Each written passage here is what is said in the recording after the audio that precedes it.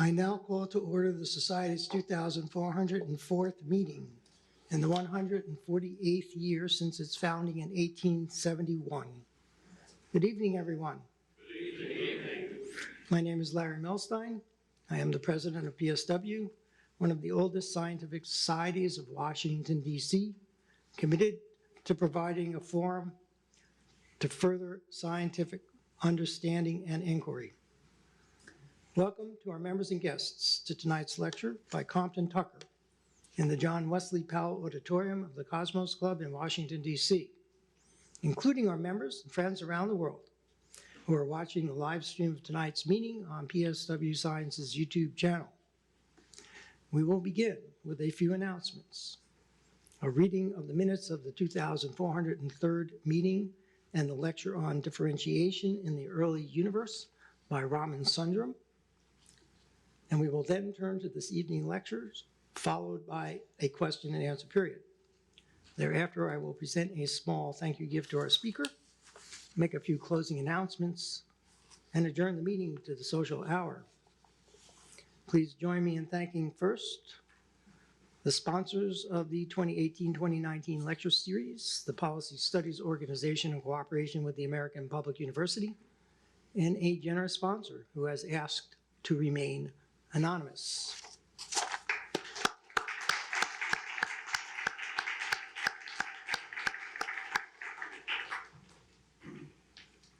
I am pleased to announce that the following new members have been elected to the Society. Robert Thomson, a physicist particularly interested in general relativity, quantum field theory, transformation optics, and metamaterials. And tonight's speaker, Compton Tucker, whose background and interests will become clear to you in part from tonight's proceedings. Please join me in welcoming them to membership.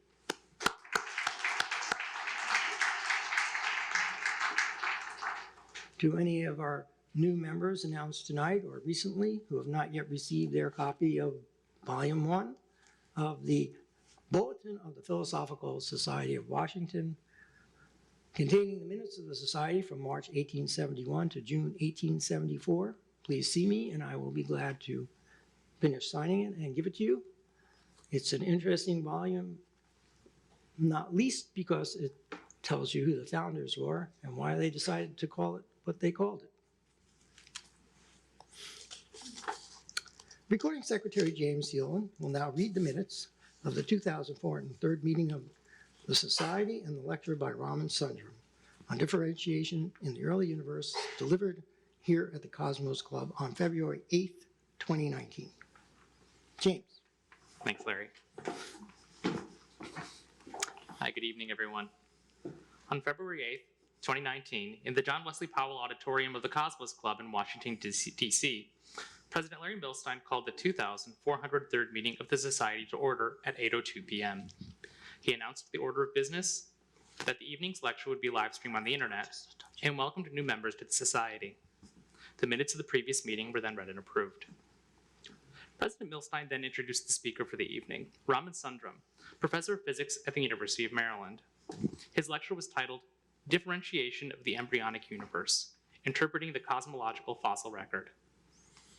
Sundram began by asking how nature decides where to build any given cluster of galaxies. According to Newton's inverse square law of gravitation, very uniform distribution of masses can evolve to a very non-uniform galactic structure.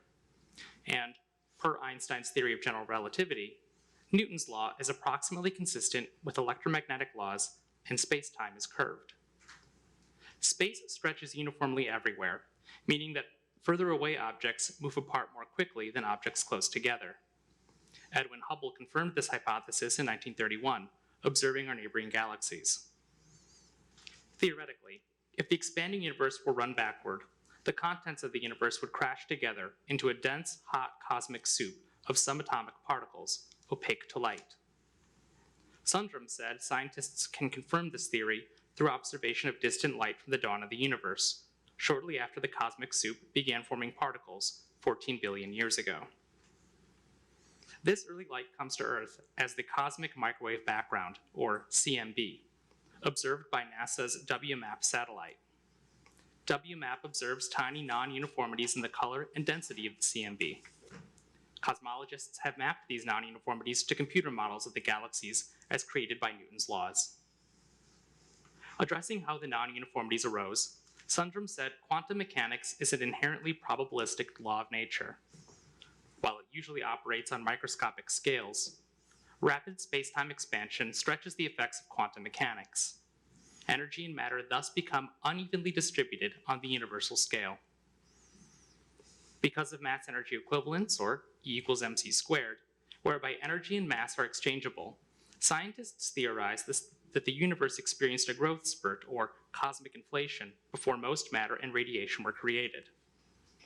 Sundram then summed the theory that rapid space-time expansion led to the creation of matter and radiation, which led to non-uniformities, until ultimately the universe reached a critical mass and ended its growth spurt with a big bang. This cosmic alarm clock mechanism is yet to be experimentally resolved. Analogizing to steam-water phase transition, Sundram said, as the post-Big Bang universe expanded and cooled, bubbles formed, collided and stirred the cosmic soup, giving rise to gravitational waves. Observing these waves will allow us to see further back in time than the CMB, through the otherwise opaque cosmic soup. Sundram concluded by proposing to use cosmological collider physics as a probe to shed light on a grand unified force. After the question and answer period, President Milstein thanked the speaker, made the usual housekeeping announcements, and invited guests to join the society. At 2:02 p.m., President Milstein adjourned the meeting to the social hour. Temperature, 5 degrees C. Weather, mostly clear. Attendance in the Powell Auditorium, 138. And viewing through the live stream on the PSW Science YouTube channel, 33. Respectfully submitted, James Heelan, Recording Secretary.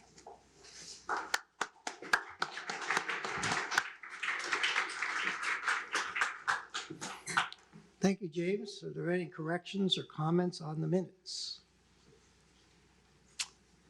Hearing no comments or corrections on the minutes, I will entertain a motion from a member to accept the minutes as read. And a second from a member? Second. All members in favor? All members opposed? Minutes are accepted unanimously as read and will be posted to the website in short order. And we now turn to tonight's lecture on satellites, dinosaurs, Milankovitch cycles, and Cretaceous Earth. It's my pleasure to introduce tonight's speaker, Compton J. Tucker. Compton is Senior NASA Scientist in Earth Sciences at the Goddard Space Flight Center, Adjunct Professor at the University of Maryland, and Consulting Scholar with the University of Pennsylvania's Museum of Archaeology and Anthropology. And I have to take the opportunity to put in a plug for the museum because that's one of the few places you can see treasures from the royal tombs of Ur, which are not often enough visited. Compton specializes in studying the Earth with satellite data.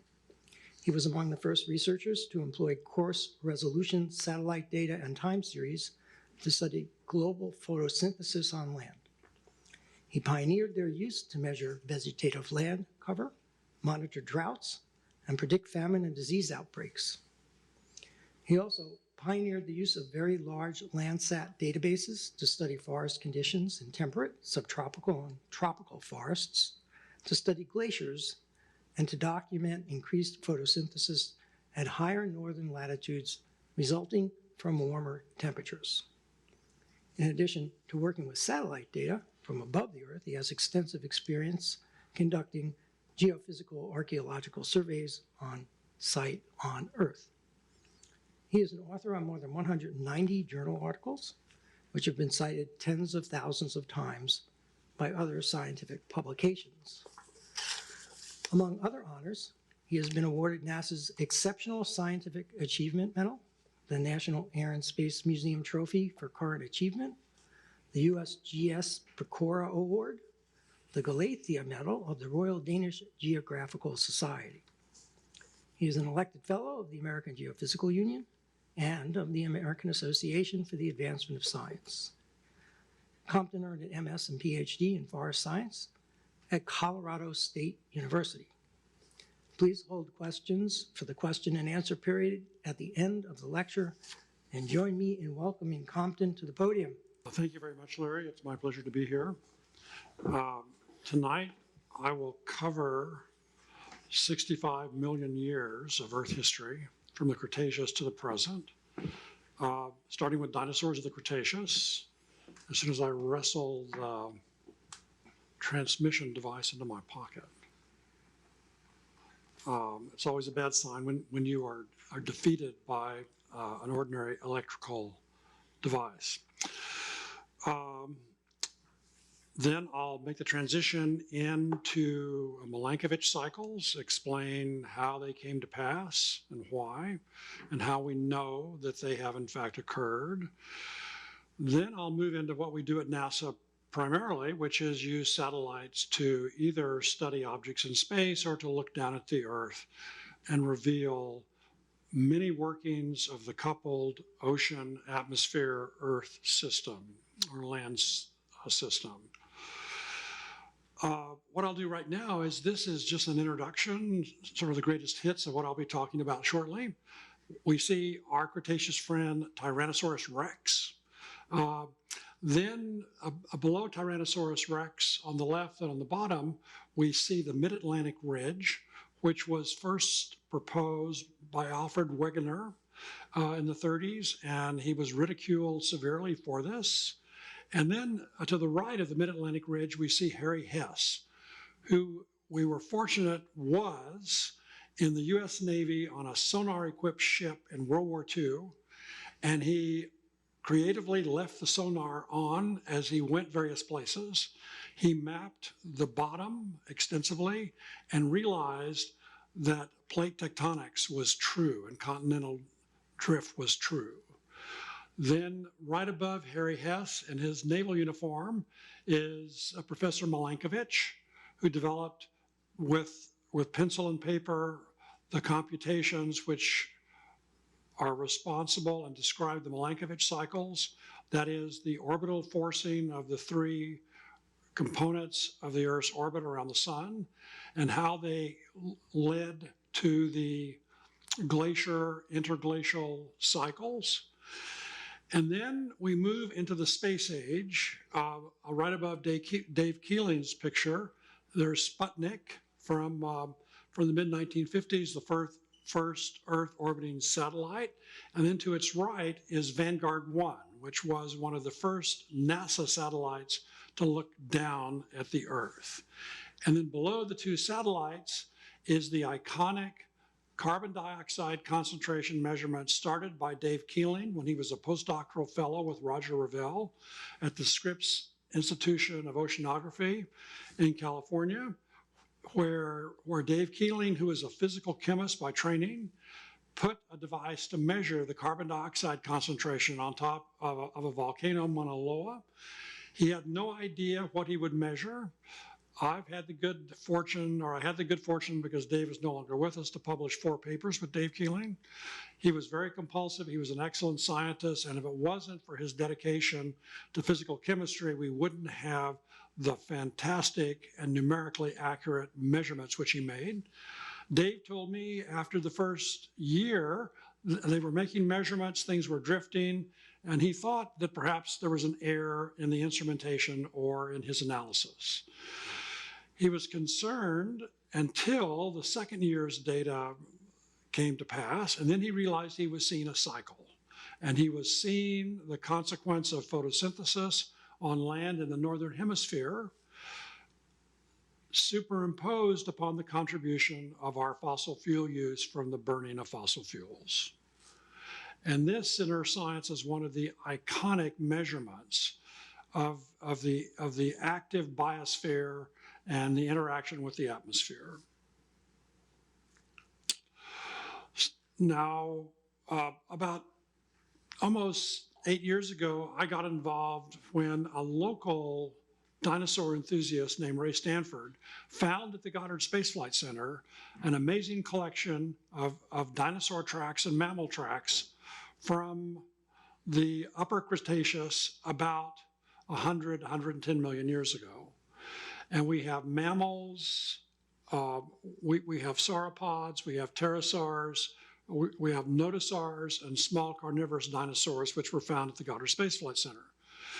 Now here's a picture of Ray Stanford. He had dropped his wife off after lunch at the Goddard Space Flight Center where she worked. He was just the chauffeur, and he knew the type of rock to look for, and he looked out of the parking lot on a hillside, and he saw the right type of sandstone, and he walked up to it, and in the upper right is the Discovery track, and what turned out to be a slab which is 3 meters long and about 1 meter wide. And there's a very large and distinctive nodosaur track, and below the track on the right is a parent nodosaur, and it turns out in the same parent track there are 3 baby nodosaur tracks. So this was a parent and child going somewhere, albeit 110 million years ago. I was called in to survey the area with ground penetrating radar because a $35 million building was going up, and I was told to get over there pronto, survey the area because the physical plant didn't want to lose 35 million for the new projects building. So we surveyed the area very quickly on a weekend. We were told we couldn't do it during the week because it would cause a disturbance, because people had heard about the dinosaur track and they would come when they should be working. So we worked on weekends, and we determined very quickly this was part of a large slab. Only the track in the right-hand portion, which I showed you in the previous slide, was visible. But when we surveyed the area with ground penetrating radar, we discovered this was 3 meters long and about 1 meter wide. And we thought there were at least 2 tracks on it, the nodosaur track, which is here, with the 2 baby tracks, and also the sauropod track, which is there. We had no idea there were about 80 other mammal and dinosaur tracks on this slab. Then we called in some people from the Calvert Marine Museum to clean off the surface of this slab and to make a mold from which a cast was made. And you're looking in the upper portion of this figure at the cast. We then took this over to Ray Stanford's house a year or 2 later. He put it in his basement, and he started looking at it. And he called me on the phone after about 12 or 13 hours and said, "Tucker, I hope you're sitting down." And I said, "I am, Ray. What have you found?" He said, "You're not going to believe it. In the parent track, or the Discovery track, there were 3 baby nodosaur tracks." And I thought, wow, this is going to be a hard act to follow. Then the next day he calls again, and he said, "Compton, I hope you're sitting down again." And I said, "Well, I know, Ray, whatever you call it, be sitting down." He said, "I found about 40 mammal tracks." The mammal tracks are all in this area, and I'll show you a blow-up of some of them, or a larger photograph. They're all in here. And then he called 2 days later and said, "I hope you're sitting down again." And I told him again, "Ray, whenever you call, I sit down." And he said, "I found 4 small carnivorous dinosaur trackways going in the same direction at the same speed because the spacing of the tracks is the same." So here's one of the trackways. There's another right here. Here's the 3rd. And here's the 4th trackway going up like this. And this means that these small carnivorous dinosaurs were hunting in a systematic way the mammals. Now we think all these tracks were made in the course of about 4 or 6 hours, because one of my jobs was to function as the graduate student in this and to verify there were no overtracks. And I could only find 1 set of overtracks. So our interpretation was that the tide came in and then went out and erased everything from the previous day. All of these animals ran around, and then there was an inundation of some silt, which then preserved all the tracks. So we call this the Rosetta Stone of the Cretaceous. And then he called a day or 2 later and said, "I hope you're sitting down again." I said, "Sure, Ray, whenever you call, I sit down." And he then said that he had found 7 pterosaur tracks on it. So immediately I had to call Martin Lockley, the world's authority on dinosaur tracks, to get him to come and confirm what Ray Stanford had found. And Ray and Martin have published several papers together. Martin Lockley confirmed everything. And then we submitted the paper to scientific reports, and it was published within a month or 2. Now, this is just a blow up of some of the individual tracks. On the left-hand panel are all the mammal tracks. These two, if I can get this to work, right here are my favorites. They're small and they have 5 digits and they look just like babies' hands. And all of these tracks are now on the display in the Earth Science Building at the Goddard Space Flight Center. Then other mammal tracks are here, including one track which so far is the largest mammal track from this time period in the Cretaceous, about 100 million years ago. Then on the right-hand side are all of the pterosaur tracks. And so there are several here. Here's a pair. There's a third one next to there. Here's 2 right here. Here's a big one here. And the coolest pterosaur track is this track right here. In the middle of the pterosaur wing, they have 3 digits like this. And so this has become our new NASA gang sign of the Pterosaur Club. And I'll see people in the corridor, building 33, and they give me the signal sometimes. So we have what we call NASA Team Dinosaur. So this, of course, NASA isn't funded to study dinosaurs. So we use this because of its relationship to climate and our numerical climate simulation capability, where we have climate models running back into this time period now. Okay, so why NASA? Well, of course, NASA doesn't deal with dinosaurs, as I just explained, but we use space for exploration and discovery, looking away from Earth and also down at Earth, because space provides this unique perspective to study not only the Earth, but planets and all sorts of planetary and space science phenomena. So let's get back to the Cretaceous. So in the upper left-hand portion of this figure, here is the Cretaceous Earth. So this is about 110 million years ago. The carbon dioxide concentration in the atmosphere was at least 1,000 parts per million. There was no ice anywhere on the planet. Sea level was about 100 meters higher, and the average temperature was on the order of 80 degrees Fahrenheit. Below that is the present climate. We now have a carbon dioxide concentration of about 110 parts per million. We have glaciers, ice sheets, and sea ice. We have our present day sea level, and we have an average temperature in Fahrenheit of just under 60 degrees, 59 degrees. Now, what happened to lower the atmospheric carbon dioxide concentration from about 1,000 parts per million down to where the Milankovitch cycles could kick in? Well, we can thank India for that. Here's India, and because of continental drift, it's headed in this direction at the phenomenal continental drift velocity of 15 to 20 centimeters per year. It collides with the Asian plate, and this sets in motion the uplift of the Himalayas, which you see in the middle panel on the right, and then silicate weathering starts, which results in the incorporation of carbon dioxide into carbonate. This washes into the ocean and is then buried in the oceans. So here is a figure which is a reconstruction of global surface temperature back to 65 million years ago. And here is the point where India collides with the Asia plate. And then the surface temperature starts to drop, as you see here. It comes down to the interglacial atmospheric CO2 concentration of just under 300 parts per million, 280 parts per million. And it's interesting that the Antarctic ice sheet starts when the CO2 concentration in the atmosphere is about 450 parts per million. And the Greenland ice sheet starts when the CO2 concentration is about 400 parts per million. So these are reasons for concern, although we have no idea how rapidly things change, because the further back you go in paleoclimate, the longer the time steps. So here we're dealing in increments of at least millions of years. Now, if you look at the sea floor in the Indian Ocean, you see the path of India as it collided into the Asia plate.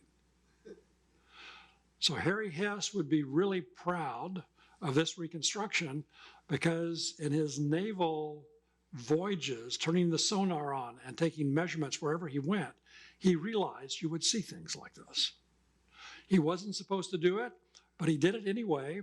And for that reason, when it comes to plate tectonics, he is one of the pioneers. Now, this is a plot of the atmospheric CO2 concentration going over the past 65 million years or 60 million years. So here's the scale here. Now, the problem with any paleoclimate reconstruction is the further back you go, the longer the time steps and the more uncertainty there is to the measurements. So the data in this panel are all based upon the density of pores in plant leaves called stomata and other chemical evaluations. And you can see from all the points that they are fairly dispersed around this average. Then we come to the past a time period of the past 100,000 years. And this is when the Milankovitch cycles start. So they start in the past 1 or 2 million years. Then we change to a different scale in years, as you see here. So these are the Milankovitch cycles with the glacial periods being here and the interglacial periods being on top, where the atmospheric carbon dioxide concentration varies from 180 to 280 parts per million. And it's colder when the CO2 concentration is lower. Then we come to the present period, and now we're here, and so we've just gone north of 400 parts per million now of atmospheric CO2 concentration. Now, ice cores are fundamental to understanding paleoclimate. And these are really 2-mile time machines because they record the temperature and the atmospheric carbon dioxide concentration and the atmospheric methane concentration with depth. From Antarctica, we have 2 cores.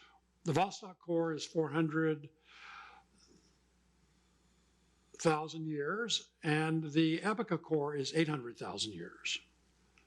Now, ice cores are really cool. Here's one here.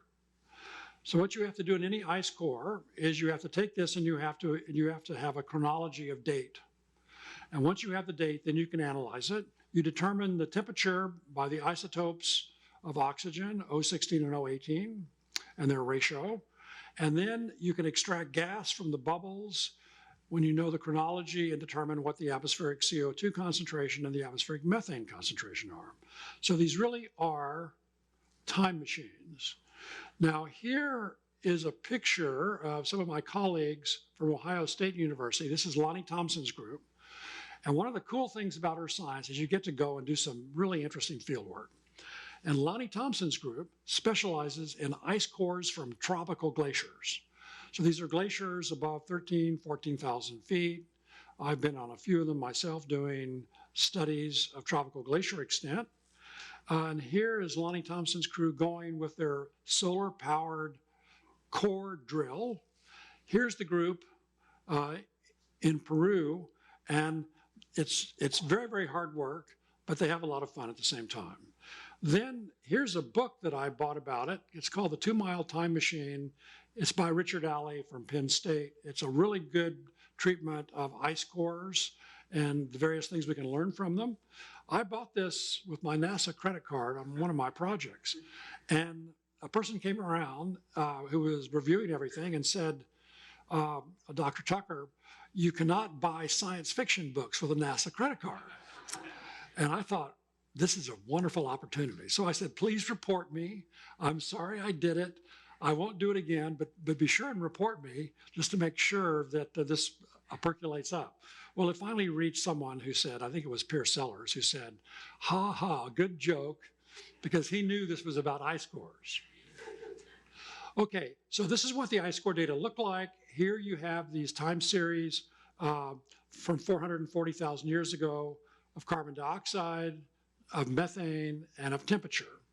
And so what you see are the Milankovitch cycles. Here is a glacial maximum right here, here, here, here. And these are the very brief interglacials. There, and then we're presently in this one right here. So one of the ways of demonstrating that this is accurate, that this is really true and these periodicities are correct, is to use something called the Norton-Huang decomposition reconstruction method. This is a nonlinear, non-stationary time series, which all of us use daily because it's used to improve the clarity of cellular telephone conversations, where you want to get rid of all of the high frequency variations and then remove those and have a much clearer voice communication. So what you do is you take the I-score data and you decompose it into different periods. This is exactly what happens in our telephone calls. So this periodicity is about 22,000 years. This is 40,000 years. This is 100,000 years. And those are three of the periodicities of the Milankovitch cycles. And this is all done based upon the data. It is an adaptive analysis technique. And it's extremely useful in digital communications and in time series analysis. So when you go back over the raw data to see if this is in fact true, these are the data which were measured from the I-score in terms of temperature. And this is the Milankovitch cycle component for eccentricity, because the Earth's orbit is not circular, it's slightly acircular. And the acircularity introduces a 100,000 year variation in climate, but only when the CO2 concentration is lower than 300 parts per million, because otherwise there's too much of a greenhouse gas forcing, and that overrides the Milankovitch cycles. So there's the first component. You see it matches up fairly well in a general way. Let's add the second component, which is obliquity. That's the tilt of the Earth as it goes back and forth.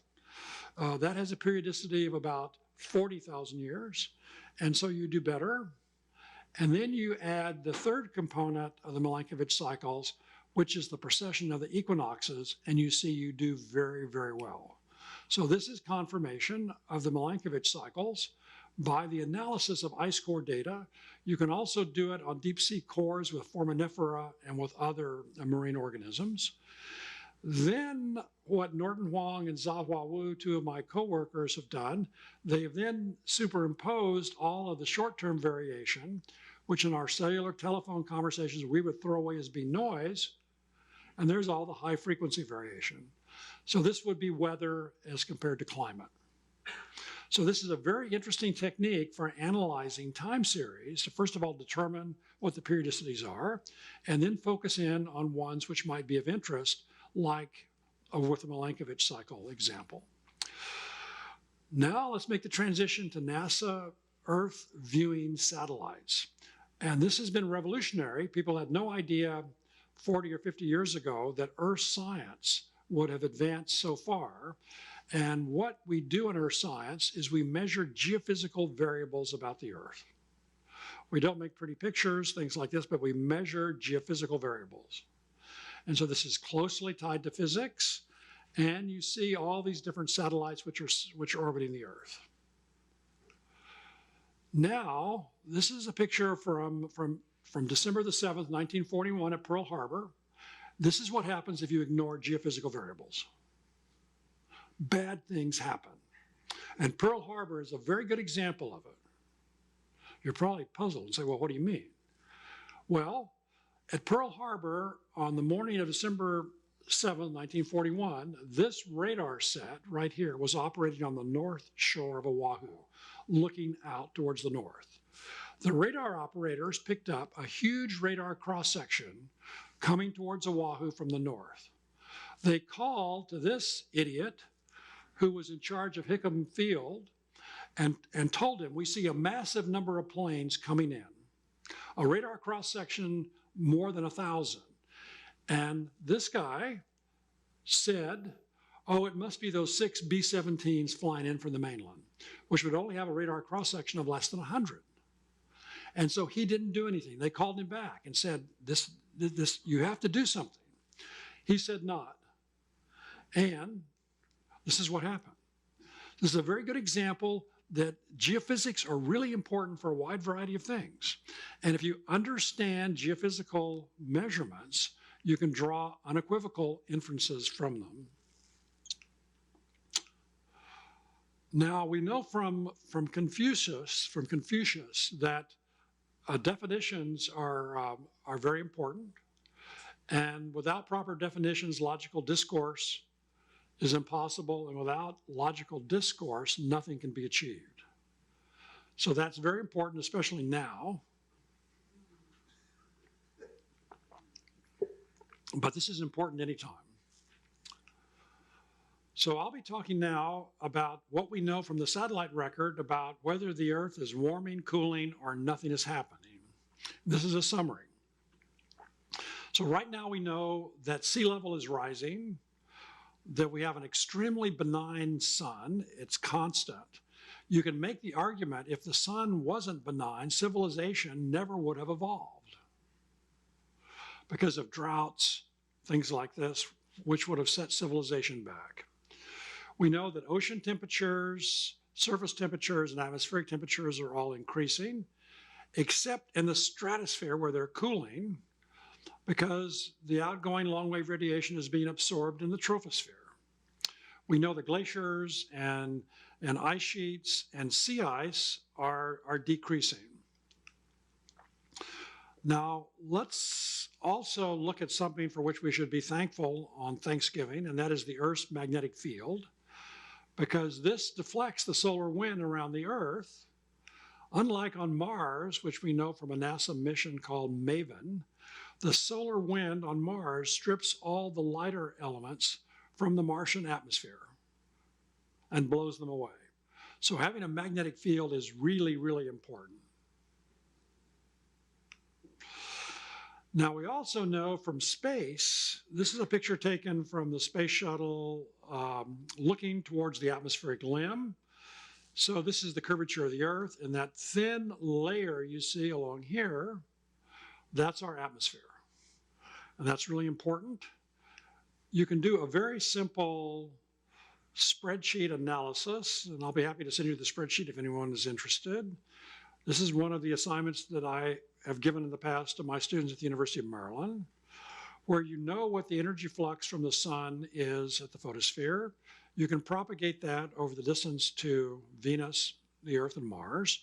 And then you know the albedo from astronomical measurements of those three planets, how much energy is absorbed and how much is reflected. And then you can calculate what the black body temperature should be of those planets in the absence of an atmosphere. When you do that, what you see is that the temperature on Venus should be about 64 degrees Fahrenheit, but it's about 860 degrees Fahrenheit. On the Earth, we should be at about 0 degrees Fahrenheit, but we have a very pleasant average global temperature of 60, 62 degrees. And Mars is about the same because it doesn't have an atmosphere. So therefore, atmospheric composition is really, really important for a habitable planet. Now let's make the transition to what we know about the interaction of the atmosphere, the land surface, and the ocean with respect to the global carbon cycle. And this is where what Dave Keeling did is so, so important. As a postdoctoral fellow, when he started his measurements on the Mauna Loa volcano in 1957, 1958 in Hawaii. And here is what is called the Keeling curve. Here's a picture of Dave. He's no longer with us, unfortunately, but this is his iconic curve. And as I mentioned, after 1 or 2 years, he thought maybe he was making a mistake when he saw it was jumping around. And then he observed the pattern was repeating itself with this secular increase. So this is really important, and this has set the stage for a lot of earth science understanding. Now, these are some atmospheric ice core and other sources of data showing the atmospheric CO2 concentration back to the start of the Industrial Revolution in the middle part of the 18th century. And you'll notice there are 3 distinct slopes to this. One is when you were burning wood, then we switched to coal, and then when we come into the fossil fuel era in the latter part of the 19th century and on like this, we have a different slope. So the atmospheric CO2 concentration is clearly a source of industrial processes on Earth. Now, with respect to surface temperature, there used to be a lot of controversy over this. The Koch brothers funded a study at UC Berkeley, which which is a group called the Berkeley Earth Surface Temperature Group. The acronym is BEST. They were hoping to find all sorts of errors and other problems in the surface temperature reconstructions. But when they got into the data, they found out, as you see in this graph, that everything after 1900, everyone agrees. And so they concluded that the sun rises in the east. And they came around to then believing in the surface temperature data. Now, the various surface temperature data, the first one is the Hadley Climate Research Unit at the University of East Anglia. Then there's the NASA data from the Goddard Institute for Space Studies. The third one is the NOAA data set. Then there's the Climate and Weather Group, and then there's the European Center for Medium Range Forecasts, and then there's the Berkeley Earth Surface Temperature Study. And you'll notice they agree very, very closely. So now there's no longer any ambiguity in our measurements of surface temperature. And you'll notice that the recent time period, that you have this unusual run of higher years. Not something to bet against. Now let's look at total solar irradiance, which we have to measure from satellites above the Earth's atmosphere. So these are some of the raw data. Now they're from different instruments. So here's one instrument from the Earth Radiation Budget, whose acronym is ERB. It's called ERBI. Here's the ACRM instrument from ACRM 1. Here's an instrument on NOAA 9 and NOAA 10. Here's another ERBI measurement here from a second ERBI, so on and so forth. And here is the total irradiance sensor here. So you have different instruments above the Earth's atmosphere looking at the sun, and they're getting slightly different readings. But you'll notice on the scale, these are just a few watts per meter squared out of a total range of 1,300. These are minor differences. This is why calibration is so important.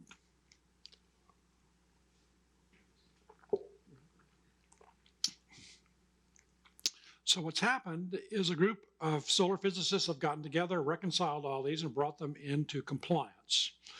Because after all, people were studying the same phenomena at the same time frequently, and their data disagreed. So this is why in earth science, for geophysical variables, calibration. Anytime I do something with some data sets I work on, I actually lose sleep worrying about calibration, intercalibration. You simply have to do it, and it's one of the penalties associated with having a time series to work with. So here are these data now through 2010, and here they are through 2018. So what we see is a very benign and constant sun with 1 part in 500 variation, which would result in a delta temperature or change in temperature of 1/10 of a degree centigrade. And these are all associated with the 11-year sunspot cycle. So now people realize that we have a very benign sun. And again, many of our anthropologists and archaeologist friends tell us without this, civilization never would have developed. Now let's turn our attention to the height of the ocean. Sea level can be measured very accurately by satellites, which have radar altimeters. We know the speed of light, and they're orbiting the Earth, sending down signals at different frequencies. And what they see are these variations. And they vary with time. And here are the data from TOPEX, from JASON 1, JASON 2, JASON 3. And these now run through, this is through 2018. And what you see is the trend. These are that you apply a 60-day smoothing to them because there's a slight amount of noise due to tides. And you see that the trend is about 3 millimeters per year.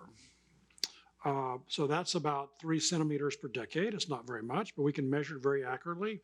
And we can break that into 2 components. One is the expansion of water due to heat in the oceans, and the other is due to the melting of the ice sheets.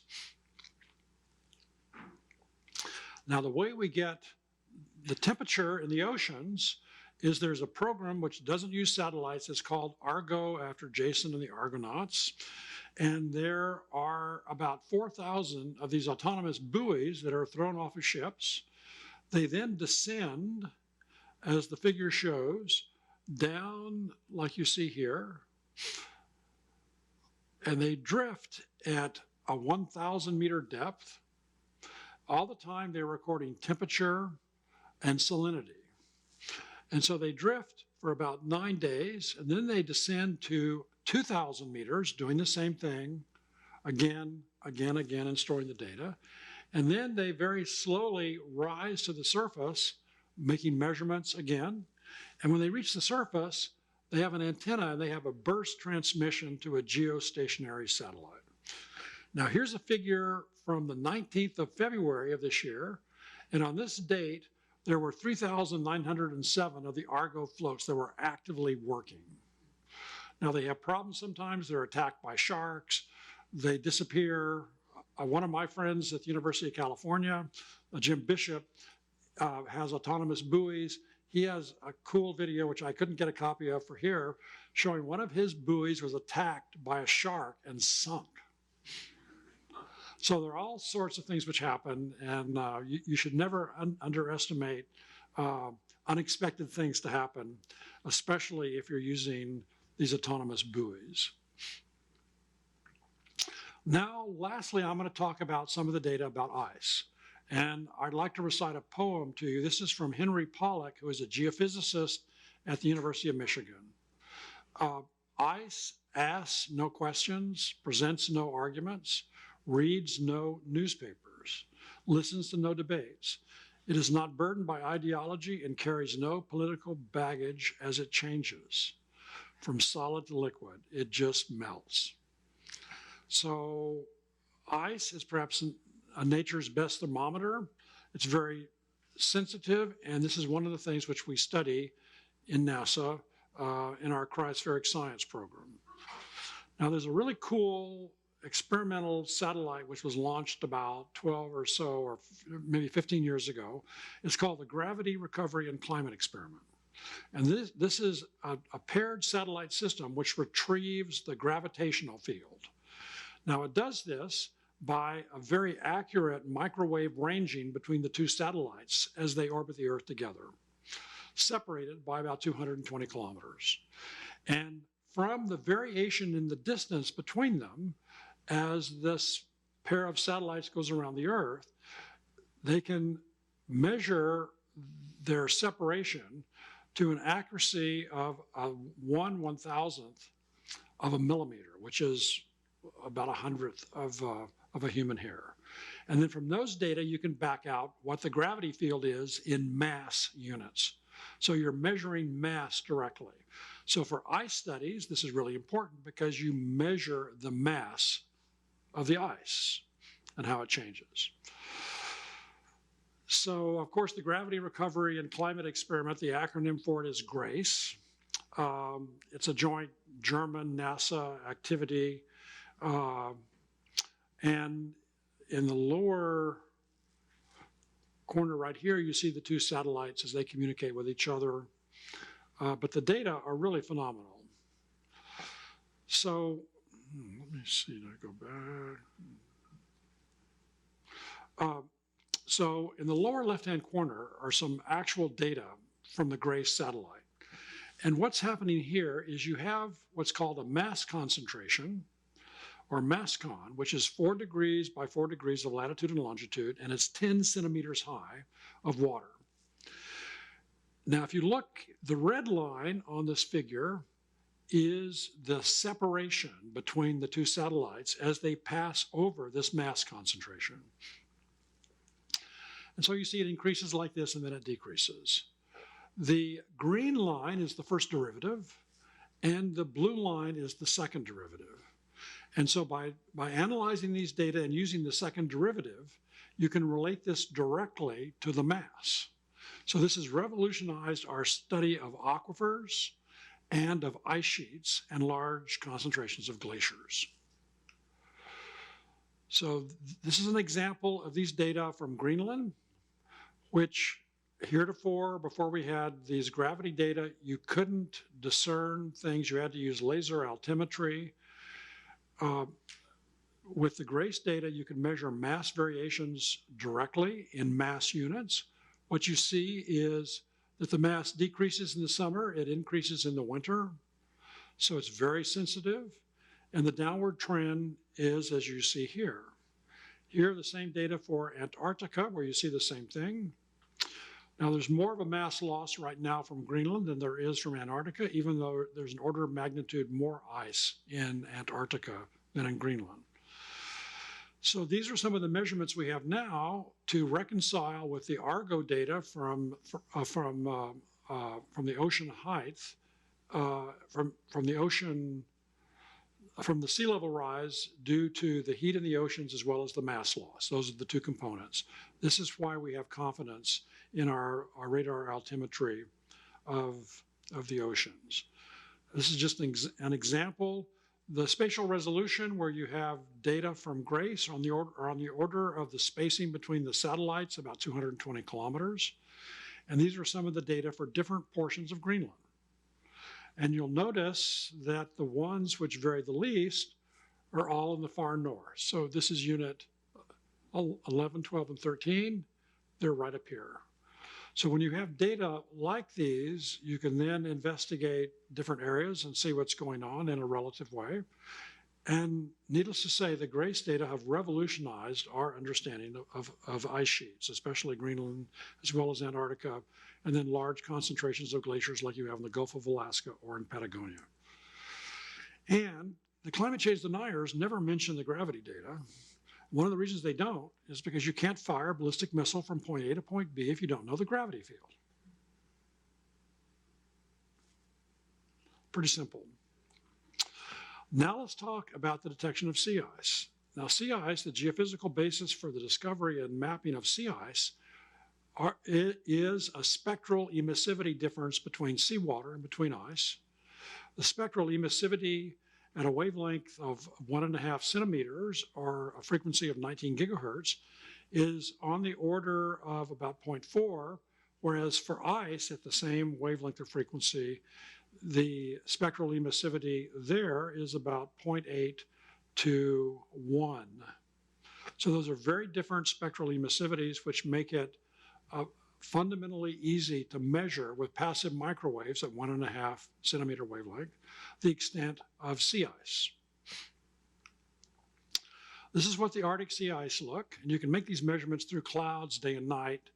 And so this is the trend for the average monthly Arctic sea ice in August, from when these measurements started in 1979 to now.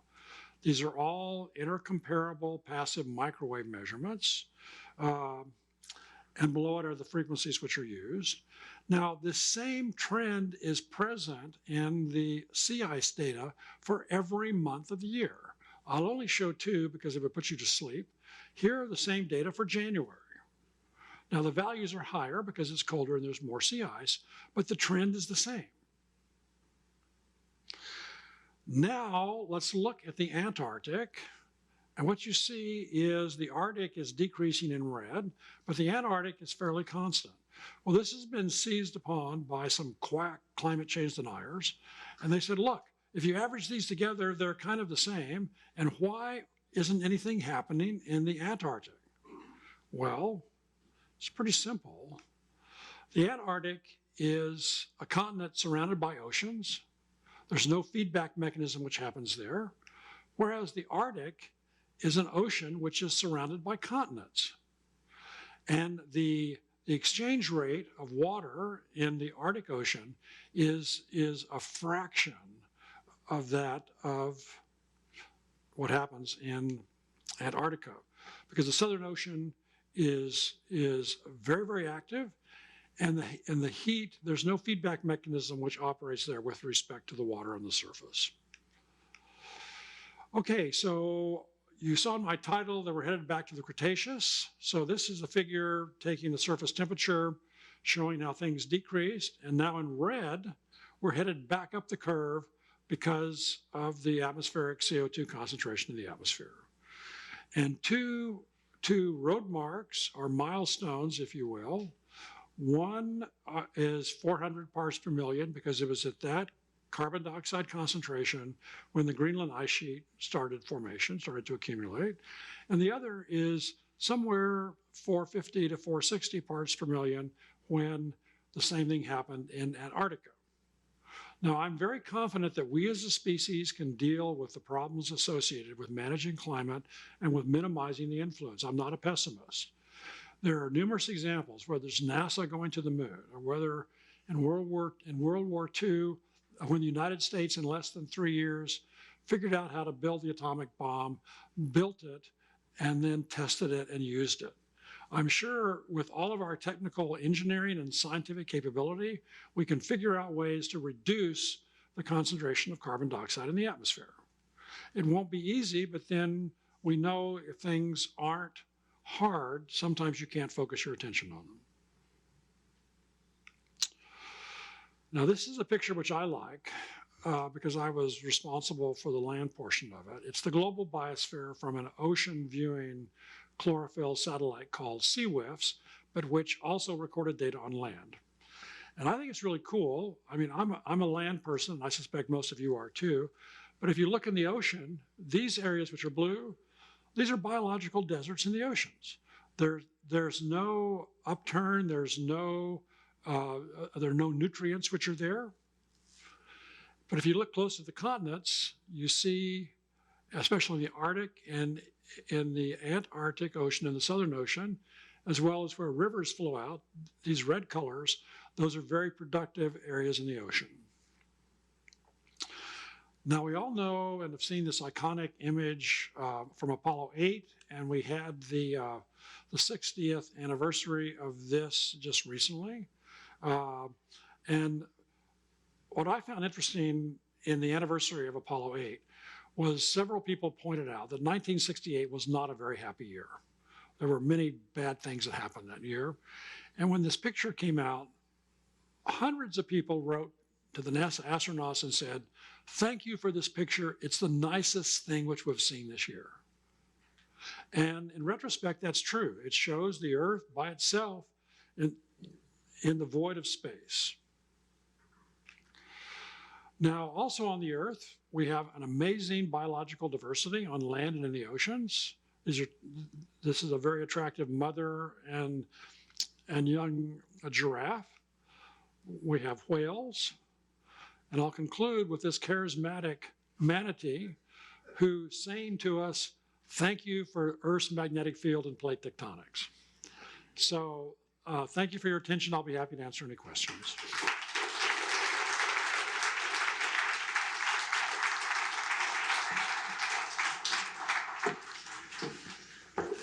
I think we have time for a few questions. There is a procedure for the questioners. We don't have our little foam cover, so I have to guess who's got what color. But the procedure is that there are people running around with microphones. If you hold up your hand long enough, they'll bring one to you. When it comes to you, please rise. Tell us your name, tell us if you're a member, and ask a question. Yes, we'll start with you. My name is Scott Matthews. I'm not a member. It is my understanding that when land ice melts and flows into the ocean, that water is fresh water and is therefore less dense than the saline seawater, and that therefore one might expect an increase in sea ice if the planet is actually getting warmer. And I'm wondering if you could just comment on that. Why don't we see more sea ice if fresh water is flowing into the oceans and floating on top? Well, first of all, the percentage of fresh water in the oceans is minuscule compared to the salt water. By an order of, I would say, 7 or 8 orders of magnitude. Because the oceans are very, very deep. If all the ice in Greenland and Antarctica were to melt, that would only raise sea level by 100 meters. And the depth of the oceans is much, much, much greater than that, the average depth. No. Don't Well- talk about the microphone, please, or it won't be heard on the tape.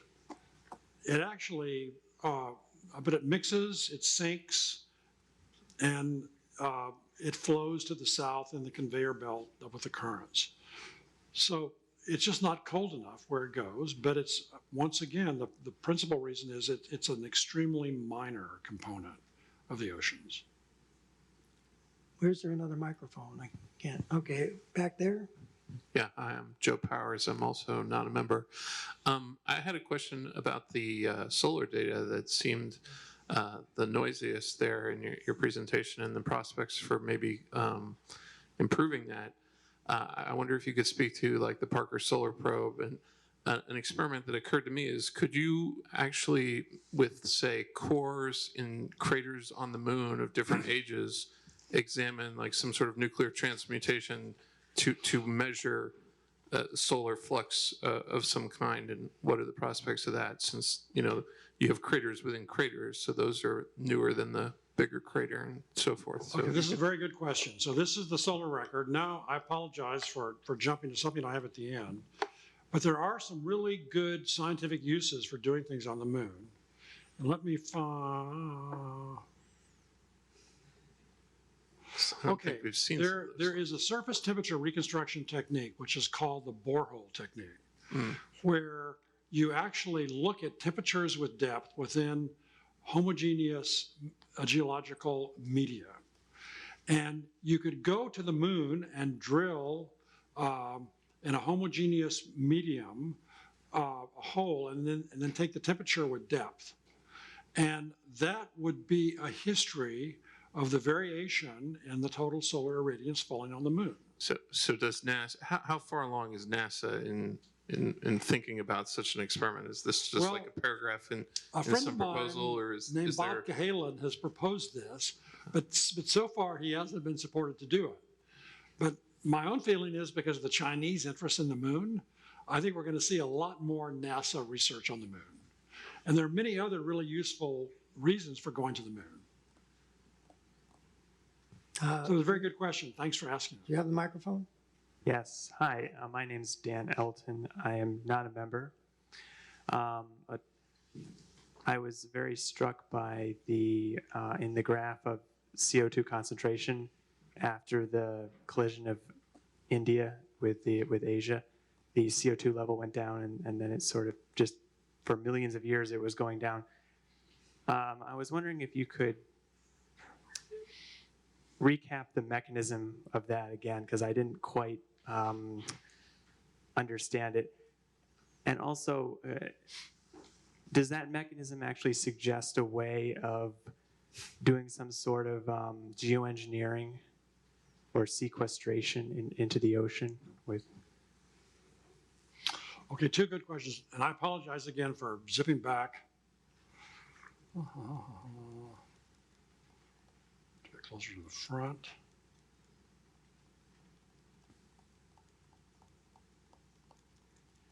Way at the beginning.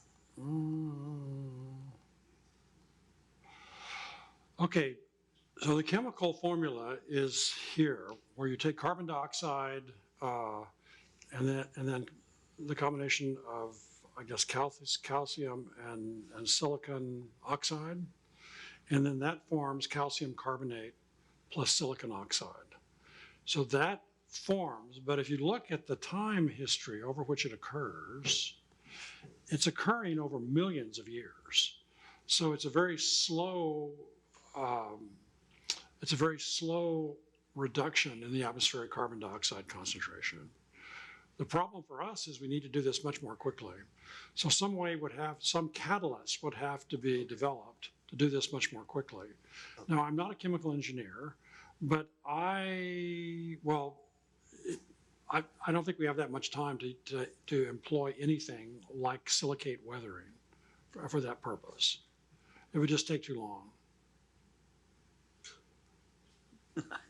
I was thinking mics would be called by color, but Yeah, anyway, I thought these would be called by color. Yeah, Bob Terry, I'm a member. A couple of questions.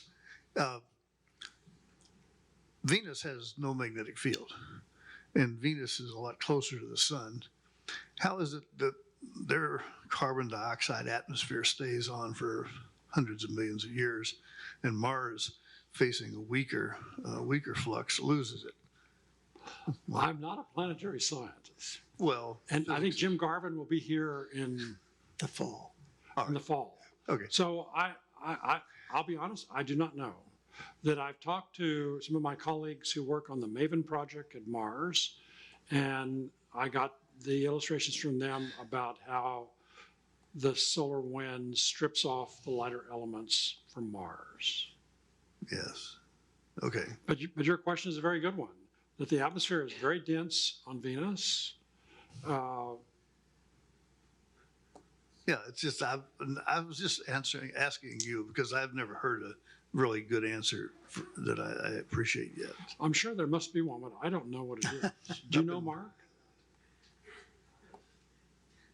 Okay, second question. Two questions. Well, one little question. It's okay. Go ahead. Second question.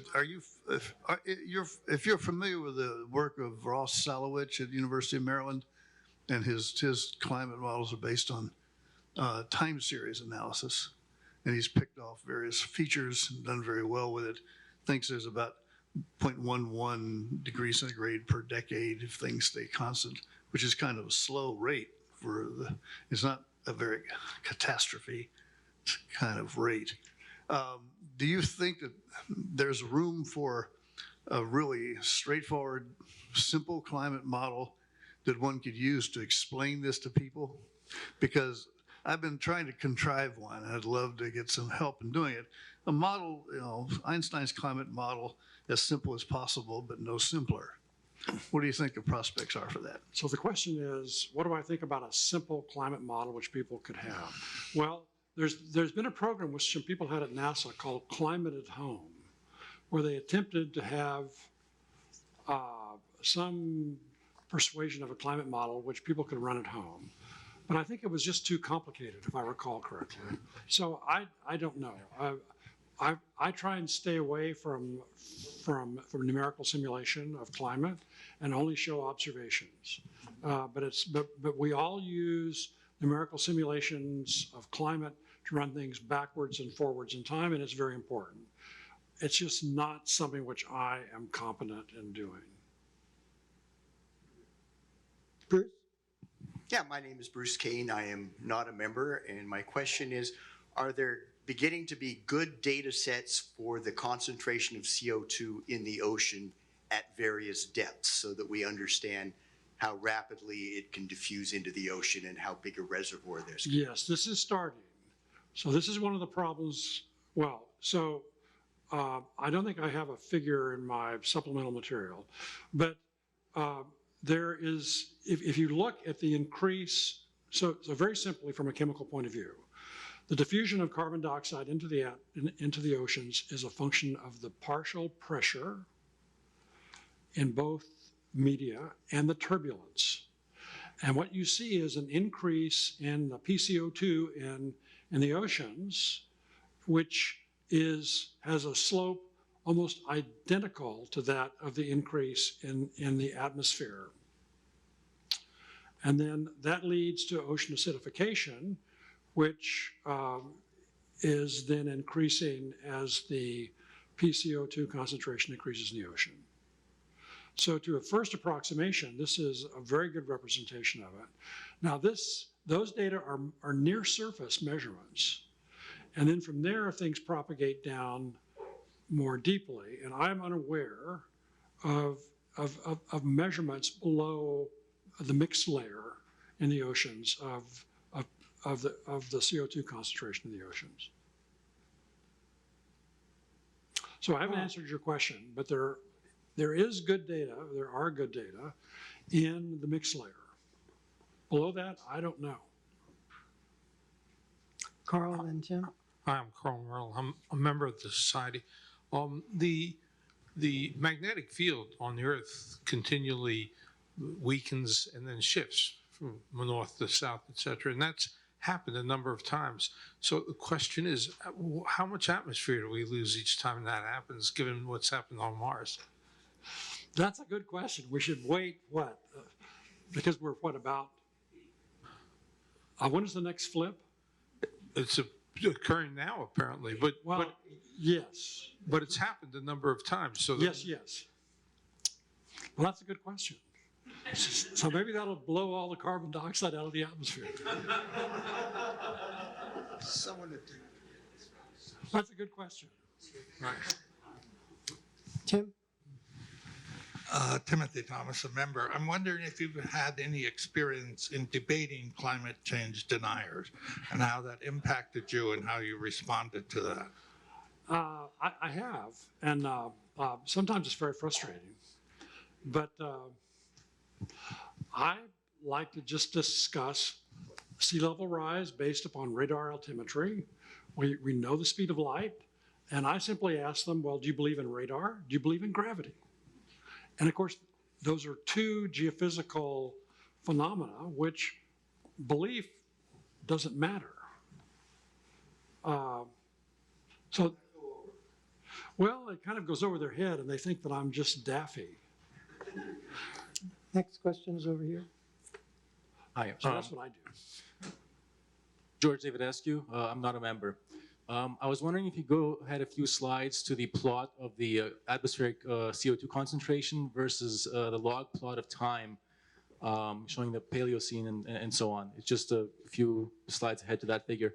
Because it seemed to indicate that the atmospheric CO2 concentration now is higher than the Paleocene, or whenever, like in the distant past before the India plate collapse. And yet the temperature back then was higher than it is today, even though the atmospheric CO2 concentration was lower then. I was wondering if you could explain why that was, or maybe I missed it during the talk. Well, the atmospheric CO2 concentration when India collides into the Asian plate was on the order of at least 1,000 ppm. And I showed that in another slide. Yes, just like 3 or something slides that you skipped over just now, just like a few slides ahead of this, the current one that's up there. We have a question on live stream. Okay, this is actually temperature. Yeah. Next one, the next few figures. When this is the one that I mean. So the CO2 concentration now is higher than back then, yet temperature was higher back then. Well, no, we're just barely above 400 parts per million now. And the other lines are just model projections into the future. Okay, all right, I'm I sorry. should have explained it. This is the problem when you borrow people's figures. All right. Yes, exactly. Thank you for addressing that. And Yes, so only focus upon the blue line and not these various scenarios which, Hypothetical. yes, which will cause us all to lose sleep. Okay, we have a question online. We do, and this question is from Neil. He's streaming from Columbia, not Columbia, Maryland, the country Columbia. He says, how big of an issue is methane compared to carbon dioxide at the moment?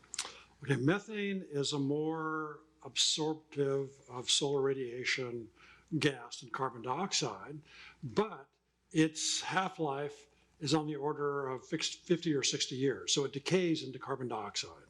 So in the short term, it is cause for concern, but I have neglected to deal with that in what I have here. We still have a question over there. Hi, Robert Thompson. I am a new member. So clearly the temperature of the planet is basically a balance equation of how much energy is coming in and how much energy is going out. If we have more energy coming in, things heat up.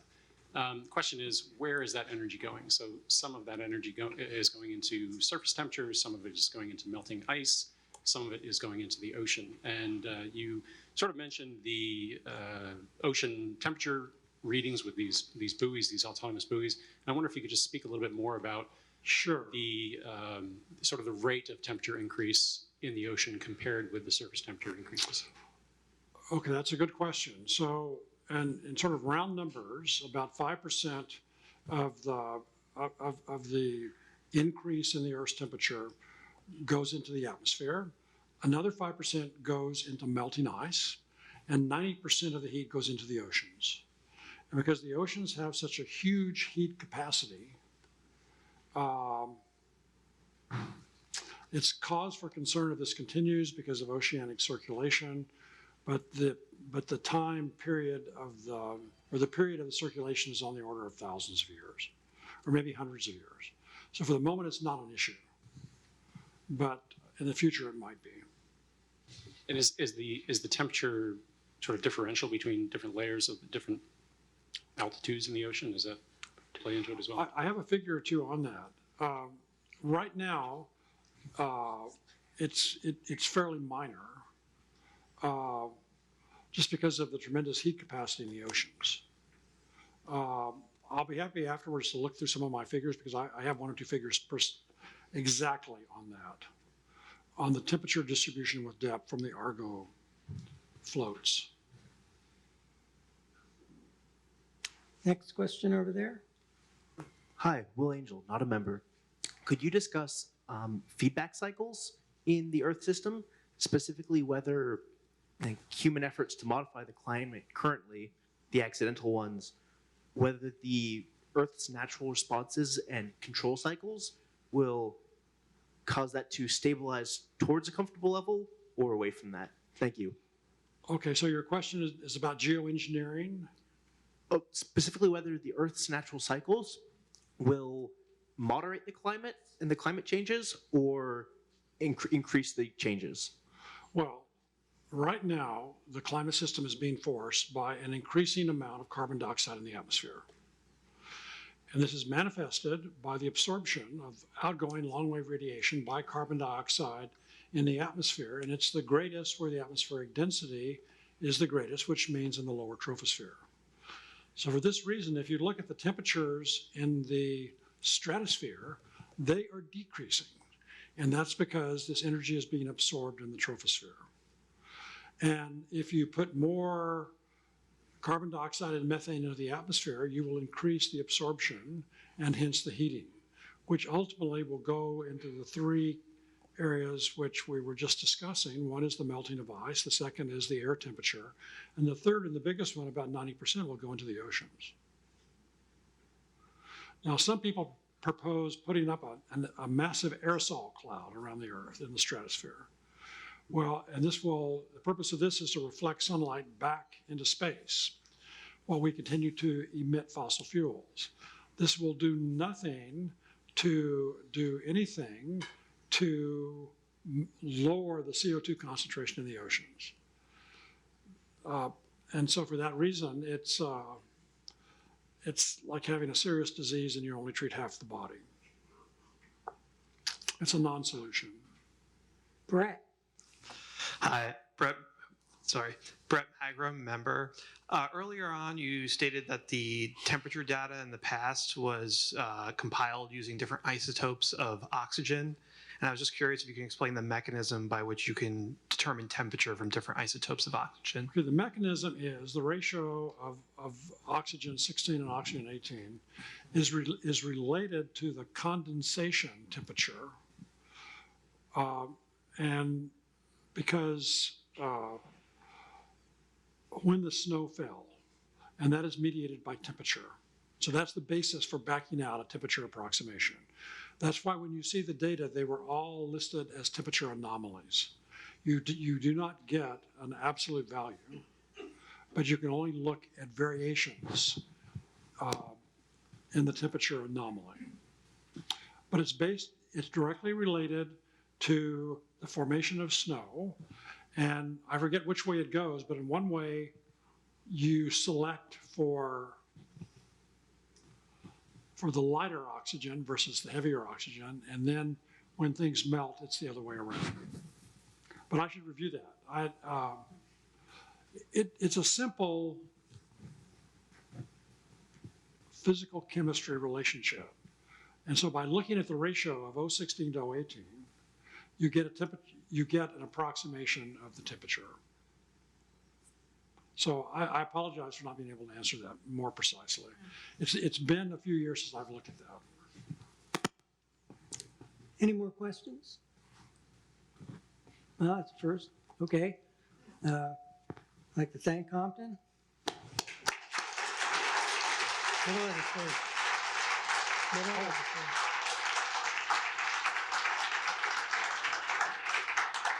Before you go, we have a small gift, a framed copy of the announcement of your talk signed by members of the General Committee on behalf of the membership.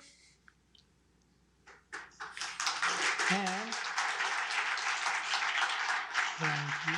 a signed copy of Volume 1 of the Bulletin of the Philosophical Society of Washington, now known as PSW. Thank you very much. Thank you, Larry.